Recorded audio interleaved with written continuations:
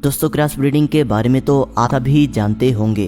इस तरीकाकार में दो अलग अलग नस्लों के एक ही जात के जानवरों का आपस में रिप्रोडक्शन करवाया जाता है।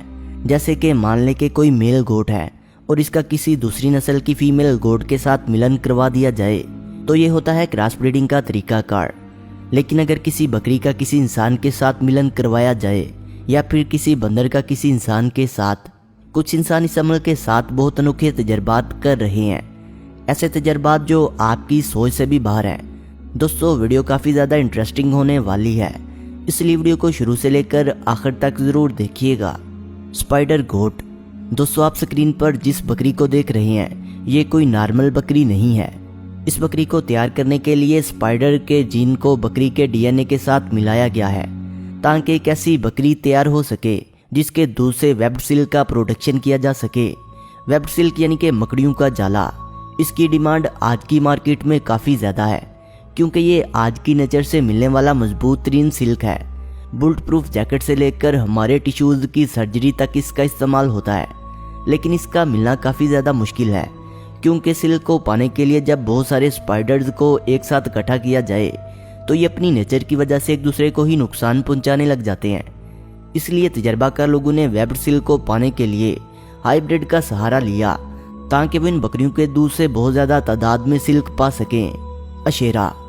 दोस्तों, शेरा इस दुनिया की सबसे ज़्यादा नायाब और बहुत ज़्यादा कीमती डोमेस्टिक बिल्ली है। इसको वाइट ब्लड वाली डिज़ाइनर बिल्ली के रूप में भी जाना जाता है। ये एक अफ्रीकन सर्वलेशन लिपर्ड और एक डोमेस्टिक बिल्ली का ब्रीड है, यानी कि 3 जानवरों के मिलन से इसका जन्म होता है।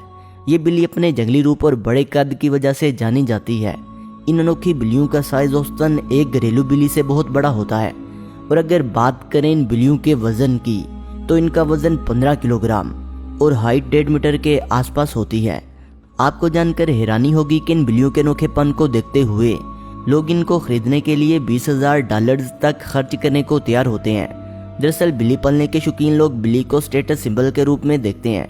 वैसे इन बिल्लियों के जिस्म को देखते हुए आपको लगता है कि ये खतरनाक हैं, तो यकीन जानिए ऐसा बिल्कुल भी नहीं है। ये बिल्कुल गलत है क्योंकि ये बिल्लियां बहुत पुरसुकून होती हैं। ह्यूमैनजी। दोस्तों, ह्यूमैनजी चिंपैंजी और इंसान के जीन्स के हाइब्रिड से तैयार की गई है। इसे साल 1967 में चीन के कुछ साइंटिस्ट ने बनाया। इनकी ये कोशिश थी कि वो दुनिया का सबसे बड़ा हाइब्रिड तैयार कर सके। साइंटिस्ट का ये कहना था कि इनकी ये कोशिश बहुत हद तक कामयाब भी हुई थी, लेकिन शायद किस्मत को कुछ और ही मंजूर था। दरअसल इन साइंटिस्ट ने मेल इंसानों का स्पर्म फीमेल चिंपैंजी के जिस्म में दाखिल किया था। इनका ये मानना था कि इससे जो बच्चा पैदा होगा वो चिंपैंजी के बच्चे के मुकाबले में बहुत बड़ा होगा और काफ़ी तेज़ होगा। इसलिए इस मिक्स ब्रीड का इस्तेमाल वो अपने रोज़ाना के कामों में करेंगे, साथ में वो इसे स्पेस रिसर्च के लिए भी भेजेंगे। लेकिन साइंटिस्ट का ये वाला ख्वाब सच होता। इससे पहले ही चीन के एक पागल शख्स ने इन चीनियों की सारी लैब को ही तबाह कर दिया। इसमें आग लगा दी जिसमें वो मादा चिंपैंजी भी जलकर तबाह हो गई। हालांकि साइंटिस्ट ने कुछ वक्त बाद फिर इसी ब्रीड को तैयार करने की कोशिश की, लेकिन इनका ये प्रोजेक्ट हुकूमत के दबाव की वजह से बंद हो गया। अफ्रीकनाइज्ड बीज। दोस्तों, साल 1950 के लगभग ब्राज़ील में अफ्रीकनाइज्ड बीज को तैयार किया गया था। वैसे इनको किलर बीज के नाम से भी जाना जाता है क्योंकि जब ये काटती हैं तो इंसान को जो दर्द होता है वो दर्द सहना बहुत मुश्किल होता है। इस दर्द को सहने की बजाय इंसान मरने को तरजीह देगा। मुझे पता है आप सोच रहे होंगे कि साइंटिस्ट को आखिर इतनी खतरनाक बीज बनाने की क्या सूझी थी। तो दरअसल इन वक्तों में ब्राज़ील की हुकूमत मुल्क में हनी का प्रोडक्शन करना चाहती थी, इसलिए उन्होंने ये काम बायोलॉजिस्ट विवेक कीज को सौंप दिया। इसके बाद यूरोप में ब्राज़ीली मक्खियों को लाया गया।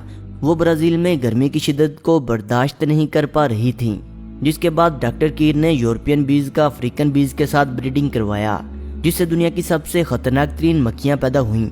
इस तरह से ब्राज़ील के साइंटिस्ट को अपने तजर्बे में कामयाबी हासिल हुई। ये मक्खियाँ वाकई में दूसरी शहद की मक्खियों की निस्बत बहुत ज़्यादा शहद का प्रोडक्शन करती हैं। लेकिन एक बात याद रहे कि इन मक्खियों को गुस्सा नहीं आना चाहिए, क्योंकि अगर एक बार इनको गुस्सा आ गया तो आप समझ ले कि सामने वाले की जान बचना मुश्किल है। गोट विद ह्यूमन मिल्क। दोस्तों, कैलिफोर्निया यूनिवर्सिटी के साइंटिस्ट डेविस ने ऐसी बकरियों को तैयार किया है जिनके अंदर इंसानी डीएनए मौजूद है। मुझे पता है आप में से बहुत से लोग ये सोच रहे होंगे कि आखिरकार ऐसी बकरियों को बनाने का फ़ायदा क्या है। तो दोस्तों, जैसा कि आप जानते हैं कि एक माँ के दूध में कई ऐसे विटामिन मौजूद होते हैं जो कि बच्चे के इब्तदाई दौर की नशोनुमा के लिए बहुत ज़रूरी होते हैं। बल्कि बच्चे की कुव्वत मुदाफियत में बहुत बेहतरी लाते हैं। माँ के दूध में ऐसे हार्मोन्स होते हैं जो बाजार में बनने वाले किसी भी दूध या फार्मूले में नहीं हो सकते, इसलिए इन बकरियों को बनाया गया। इस ब्रीडिंग से पैदा की गई बकरियां इंसानी माँ जैसा दूध पैदा कर सकेंगी। इन बकरियों के दूध में लगभग 60% तक लैक्टोजाइन और लैक्टोफ्रिन मौजूद हैं, जो कि सिर्फ माँ के दूध में ही पाया जाता है। बहुत सी ऐसी माएँ होती हैं जिन्हें डिलीवरी के बाद दूध नहीं आता, तो इनके बच्चों की नशोनुमा के लिए इन बकरियों का दूध काफ़ी ज़्यादा मुफीद साबित होगा। वैसे दोस्तों, जो भी हो, इन साइंटिस्ट के दिमाग की दाद देनी चाहिए। वुल्फिन।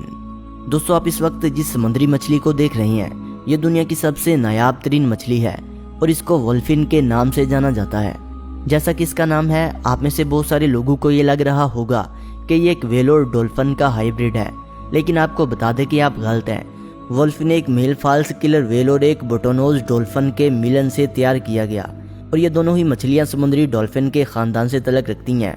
वुल्फिन को सबसे पहले 1981 में हाइब्रिड से तैयार किया गया था, लेकिन दुख की बात यह है कि ये सिर्फ 2 साल तक ही जिंदा रह सकी, जिसके बाद साल 1985 में एक बार फिर से हवाई के सी लाइफ पार्क में एक मेल फॉल्स किलर व्हेल और एक बोटोनोज डॉल्फिन के हाइब्रिड से एक वुल्फिन का जन्म हुआ, जिसका नाम किकामालू रखा गया।